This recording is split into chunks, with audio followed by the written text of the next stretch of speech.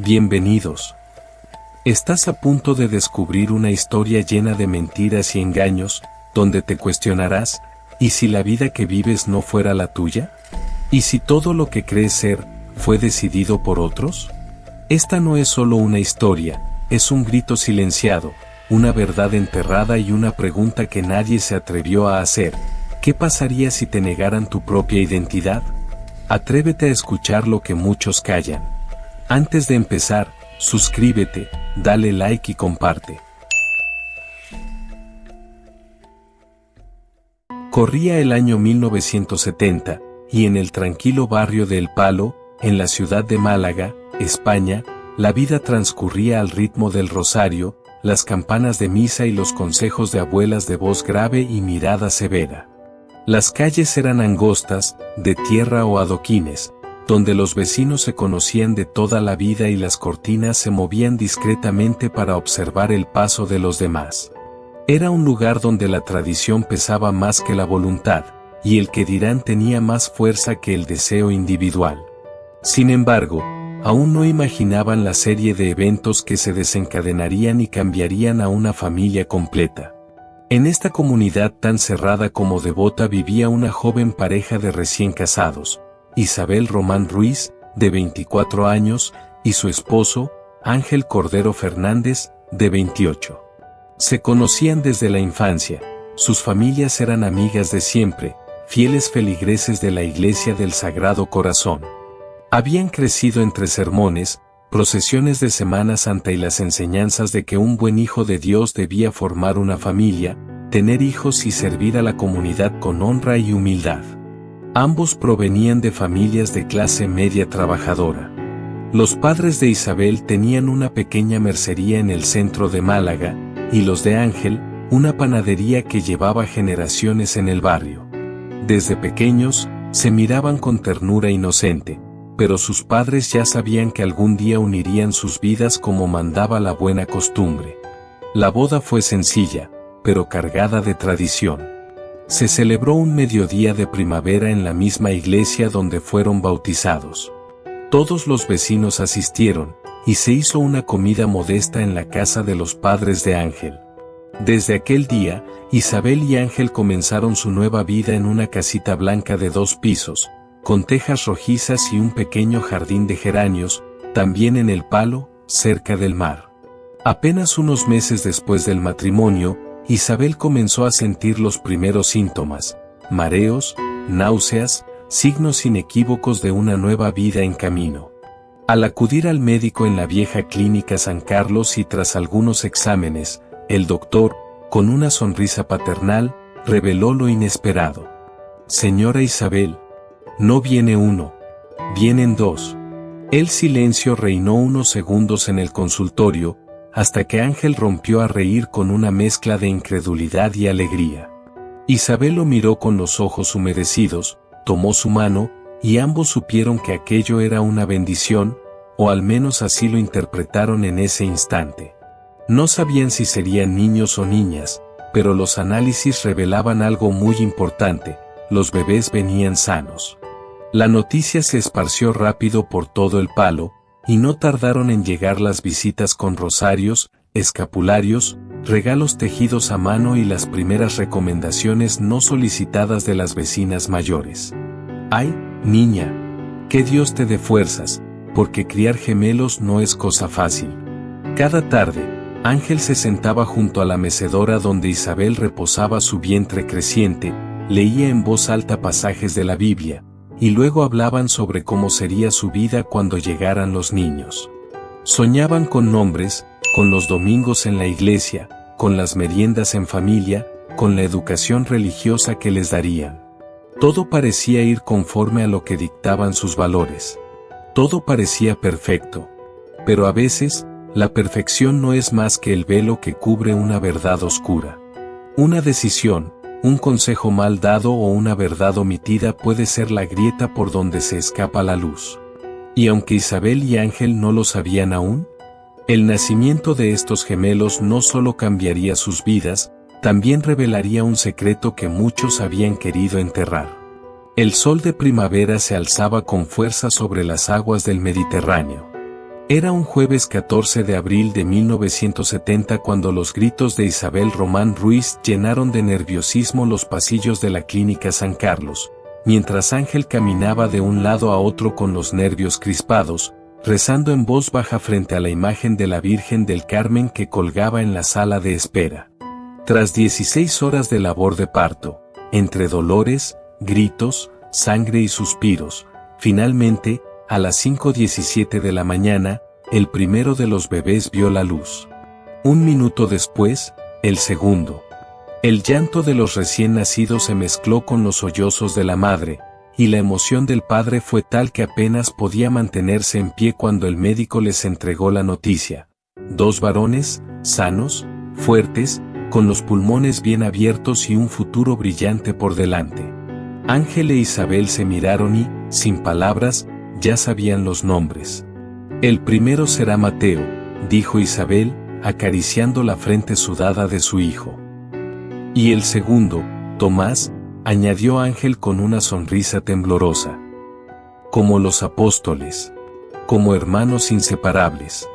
Horas después del nacimiento, un médico joven y afable, el doctor Ernesto Valverde, se acercó a la habitación. Con tono cordial y profesional, le sugirió a los nuevos padres realizar un procedimiento sencillo y muy común en ese tiempo, la circuncisión.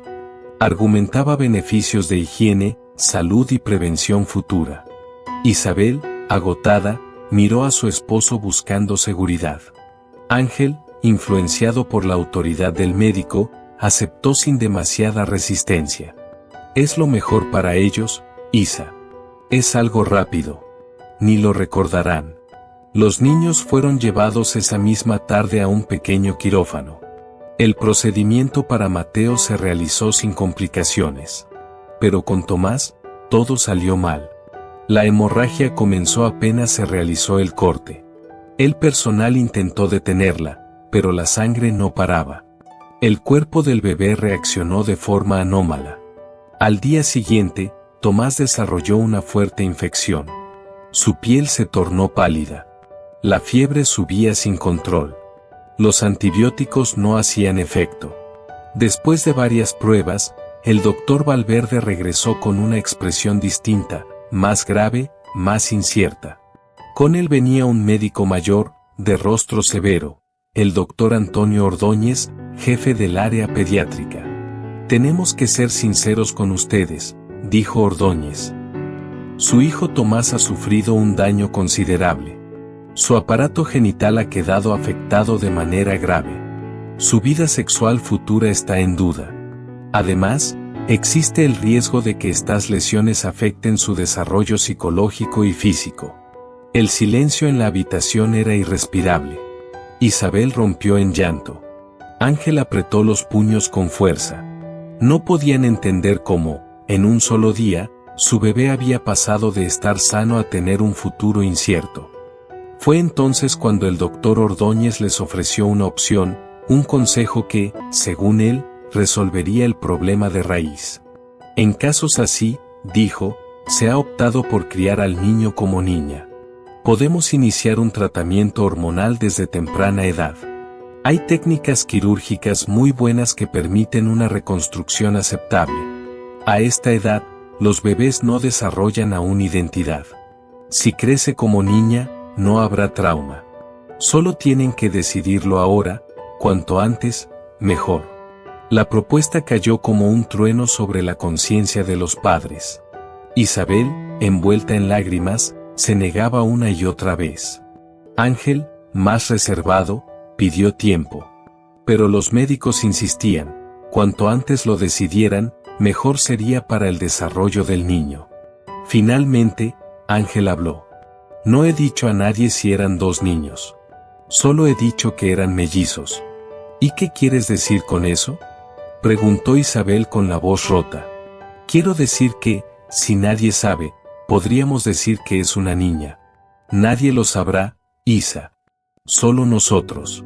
Será lo mejor. Para él o para ella. Isabel no respondió. Solo miró a Tomás. Tan frágil.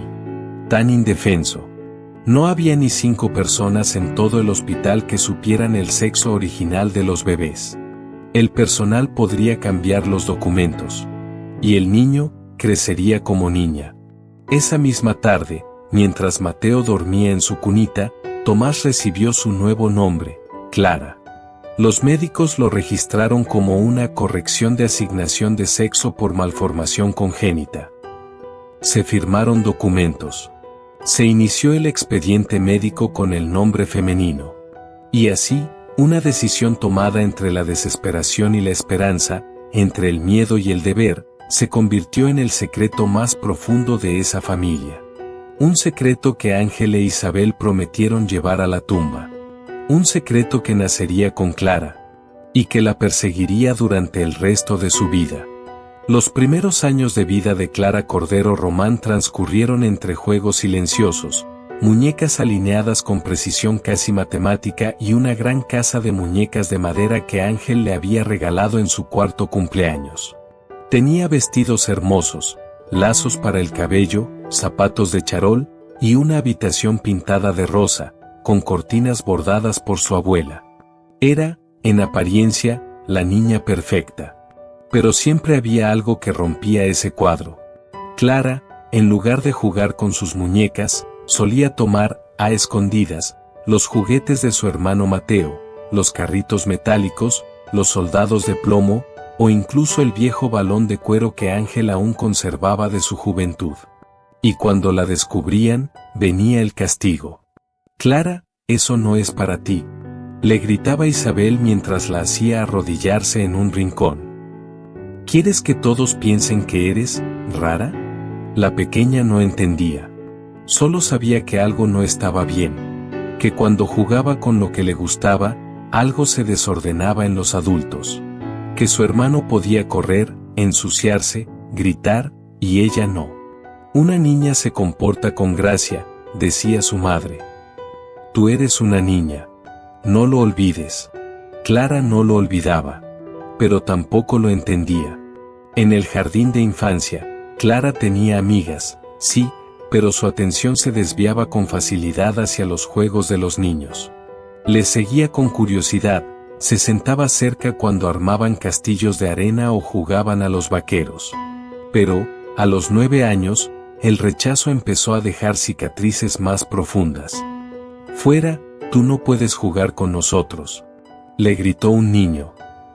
«Eres una niña». Clara se alejaba con la cabeza baja. No lloraba. Solo se sentaba en un rincón del patio, con el sol golpeándole la espalda y los ojos fijos en su reflejo, en una ventana. ¿Era esa ventana, o el espejo del baño? Ese espejo que cada vez miraba menos. Porque cuando lo hacía, no se reconocía. No veía una niña. Veía algo que no lograba definir. Como si la imagen no estuviera completa. Como si la piel no coincidiera con lo que sentía dentro. A veces, en las noches, mientras Mateo dormía, Clara se sentaba en el borde de la cama y se preguntaba en silencio: ¿por qué me siento tan sola si no estoy sola? ¿Por qué no encajo? ¿Por qué soy distinta? Pero jamás se atrevía a decirlo en voz alta. En una casa religiosa y tradicional, las dudas no eran bienvenidas. Las emociones no eran cosas que se discutieran, y mucho menos si tenían que ver con la identidad. Los padres eran devotos, obedientes a las costumbres. Lo que el médico decía, era ley. Lo que el sacerdote decía en misa, era ley. Lo que los vecinos opinaban, importaba más que lo que sus hijos sentían. Los años 80 llegaron con colores, música y televisión en explosión. Las chicas de su edad bailaban al ritmo de Mecano o Alaska, y vestían con hombreras, maquillaje fluorescente y accesorios llamativos. Clara no. Clara usaba pantalones anchos, camisas sin forma y casi siempre en tonos oscuros. No soportaba los vestidos. Aprovechaba cuando Mateo desechaba alguna prenda para quedársela. «Pero hija», decía Isabel al verla salir así, ¿no ves que pareces un muchacho? Ponte el vestido azul que te compramos. En las fiestas escolares, cuando llegaban los bailes de pareja, nadie invitaba a Clara. O, si lo hacían, era por lástima. Ella, en el fondo, tampoco quería bailar con los niños. No sentía esa conexión. Era como si estuviera atrapada en un disfraz del que no podía salir. Los murmullos comenzaron. Las otras niñas se burlaban a sus espaldas. Mira, ahí va la rara. ¿Clara? Siempre tan seca. Seguro es marimacha. Las palabras eran cuchillos que no dejaban marcas en la piel, pero abrían heridas en el alma. Los profesores notaban su aislamiento, pero lo atribuían a la adolescencia. Sus padres, en cambio, estaban cada vez más preocupados. Ángel temía que todo el esfuerzo por ocultar lo ocurrido se viniera abajo. Isabel, consumida por la culpa, rezaba cada noche para que su hija se volviera normal. Tal vez deberíamos llevarla al médico otra vez, sugería en voz baja. Algo anda mal. Si le aumentan la dosis, quizás se vuelva normal.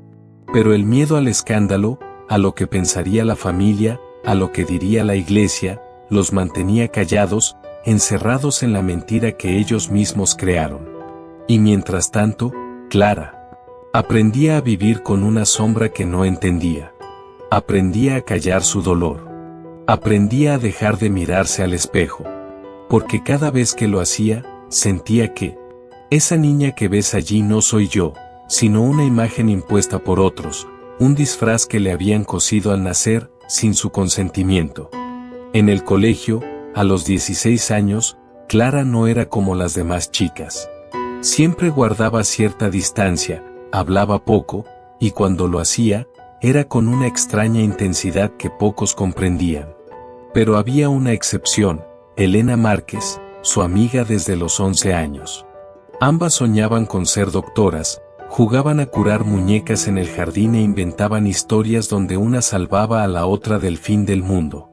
Con Elena, Clara podía ser un poco más libre, podía reírse sin pensar tanto en cómo se veía o qué decía. A su lado, Clara se sentía vista, no como un error, sino como alguien real. Con el paso de los años, esa amistad se convirtió en algo más. Clara no podía explicarlo del todo, pero cuando Elena la miraba o le rozaba la mano sin querer, algo le ardía en el pecho. Era un fuego suave pero poderoso, uno que solo sentía cerca de ella. Una tarde de otoño, en casa de Clara, después de estudiar juntas, el impulso fue más fuerte que el miedo. ¿Sabes que a veces, cuando estamos juntas, siento que el mundo se detiene? Le dijo Clara, con la voz temblorosa. Elena la miró, confundida pero sonriendo. Yo también me siento tranquila contigo, Clarita. Y en ese instante, Clara le dio un beso. Un beso corto, torpe, pero lleno de todo lo que había guardado por años. Un beso sincero. Pero no fue correspondido. Elena la apartó de inmediato y, con los ojos muy abiertos, la abofeteó con fuerza. ¿Qué te pasa? ¿Estás enferma o qué? Gritó, saliendo corriendo de la casa. Clara se quedó paralizada. El alma se le desmoronó en pedazos. Subió a su cuarto, cerró la puerta y se echó a llorar sin consuelo.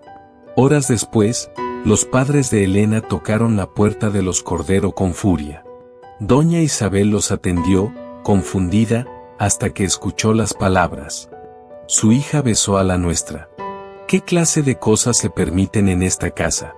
La vergüenza, el miedo y la rabia invadieron el ambiente. Ángel e Isabel cerraron la puerta sin dar mayores explicaciones. Esa noche hubo gritos. Clara intentó defenderse, hablar de lo que sentía, pero sus padres no querían oírla. Eso no es amor, Clara. Eso es una desviación, un trastorno. Lo que hiciste está mal, le dijo su madre entre lágrimas. Es que no lo entiendo. ¿Por qué soy así? ¿Por qué no puedo sentir lo mismo que los demás? Respondió Clara, también llorando. Fue entonces cuando gritó la frase que selló su decisión. Cuando termine la escuela, me iré de esta casa. Haré mi vida como yo quiera. No me importa lo que piensen. Sus padres, aunque conocían la verdad oculta, solo pensaban en corregirla una vez más. Llamaron al médico de confianza, aquel que los había acompañado durante toda la infancia de Clara. Le pidieron que aumentara la dosis de hormonas y que hablara con ella para corregir ese desvío. Es por tu bien, hija. Son solo pastillas. Es por los problemas con los que naciste. Tú necesitas esto para crecer bien, le repetían como un mantra, mientras deslizaban el vaso de agua con las pastillas sobre la mesa. Clara, aunque rota, aún confiaba un poco en ellos. Aceptaba las pastillas sin saber que eran las mismas que le impedían descubrir quién era de verdad. Días después del incidente, Elena nunca más volvió a mirarla. Y pronto, otras madres del vecindario comenzaron a prohibirle a sus hijas que visitaran la casa de los Cordero. Los rumores eran terribles. Dicen que Clara tiene problemas mentales. No está bien, la pobre, algo le pasa. Mejor que nuestros hijos no se le acerquen. El silencio social fue tan cruel como cualquier castigo físico. Clara pasaba los recreos sola. Nadie le hablaba. Nadie se le acercaba. En casa, el ambiente era tenso, vigilante. Sus padres evitaban tocar el tema, pero cada vez que ella decía algo sobre sus sentimientos, respondían con el mismo frío consejo. No digas tonterías, eso se te va a pasar. Pero Clara sabía, en lo más profundo de su ser, que eso no pasaría. Que lo que sentía era real. Que el dolor también lo era. Y así, con el corazón herido y los sueños rotos, esperó el fin de la secundaria, no para celebrar, sino para escapar. Sabía que su vida aún no había comenzado realmente. Sabía que, algún día, se enfrentaría a su verdad. Aunque doliera. Aunque tuviera que hacerlo completamente sola. El fin de la escuela no trajo celebraciones ni fotos con toga. Clara ni siquiera fue a la ceremonia. Sabía que nadie la aplaudiría, y que su nombre apenas se escucharía entre murmullos. Su hermano, Matías, estaba allí, con el rostro endurecido y los ojos evitando los suyos. Desde hacía años, él la miraba con desprecio. En el colegio le hacían bullying por tener una hermana anormal, y eso había encendido en él una rabia silenciosa que se convirtió en odio. Clara era su vergüenza. En casa, la distancia con sus padres era ya una costumbre. Ángel e Isabel apenas hablaban con ella. Pero cuando lo hacían, era para recordarle que su conducta la alejaba de Dios, que su alma estaba en peligro, que si había un cielo, ella no iría allí. No te das cuenta de lo que estás haciendo, hija. Te estás condenando. Ya no eres la niña que criamos. ¿Qué dirán los demás? Cada domingo, cuando asistían a misa, Clara sentía las habladurías a su espalda. Los vecinos, los amigos de su madre, los jóvenes del coro, todos la miraban con lástima o con recelo.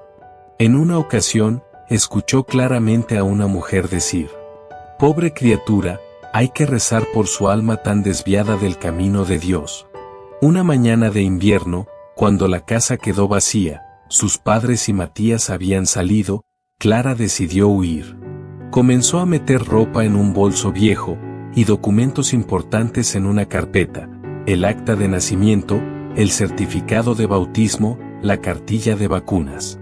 Todo lo que necesitaría para comenzar una vida lejos de esa casa. Fue buscando esa cartilla cuando, en un mueble antiguo del comedor, detrás de una vieja caja de juegos de mesa, encontró una carpeta gris, polvorienta, con letras negras que decían: «Expediente confidencial Tomás, reasignación como Clara». Se quedó paralizada. Aquello tenía su nombre, y otro. Uno que no conocía, pero que se sentía inquietantemente cercano. Abrió la carpeta con manos temblorosas. Lo que encontró cambió su vida para siempre. Informes médicos fechados desde los primeros meses de vida. Recetas continuas de estrógenos desde los 3 años. Evaluaciones psicológicas con palabras como ambigüedad genital, crianza dirigida, protocolo de feminización. Y al fondo, una carta escrita a mano, firmada por un médico, donde se leía: «Sugiero que la paciente sea criada como una niña, para evitar daños psicológicos derivados de la ambigüedad sexual. La reasignación temprana es el camino menos traumático en estos casos. Efectos secundarios irreversibles deben asumirse como parte del proceso de adaptación. Paciente. Ambigüedad sexual. Reasignación. Efectos irreversibles. Clara sintió que el suelo se abría bajo sus pies. Como si el mundo que creía suyo se desmoronara sin piedad. Todo encajaba ahora, las pastillas, los cambios que nunca entendía, los controles médicos, incluso sus propias dudas frente al espejo. Ella nunca tuvo elección. Nunca le preguntaron. Le robaron la infancia, el cuerpo, la identidad. No fue criada, fue moldeada. Esa noche, cuando todos regresaron, Clara los enfrentó. Estaba de pie en medio del salón con la carpeta en la mano. Su rostro era una mezcla de rabia, tristeza y dignidad. ¿Quién soy?, preguntó, con la voz quebrada. El silencio fue inmediato. Isabel soltó una bolsa que llevaba en la mano. Ángel se quedó inmóvil, pálido. Clara, por favor, murmuró su madre. Nosotros solo queríamos lo mejor para ti. ¿Lo mejor? ¿Lo mejor?, gritó Clara, al borde del llanto. Me mintieron toda la vida. Me doparon, me mutilaron, me hicieron vivir una mentira. Ni siquiera me dieron la oportunidad de saber quién era. Ángel intentó hablar, pero sus palabras sonaban huecas. ¿Era una situación difícil? ¿Los médicos nos dijeron que era lo mejor? No sabíamos qué hacer. Podían haberme amado como era, pero eligieron ocultarme hasta de mí misma, clamó Clara. Desde el umbral de la puerta, Matías, su hermano, observaba toda la escena. Su rostro mostraba confusión y miedo.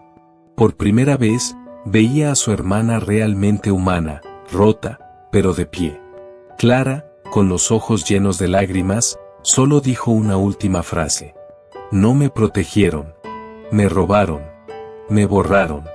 Pero ya no más. Esa noche, Clara no bajó a cenar. Tampoco respondió cuando Isabel tocó a la puerta.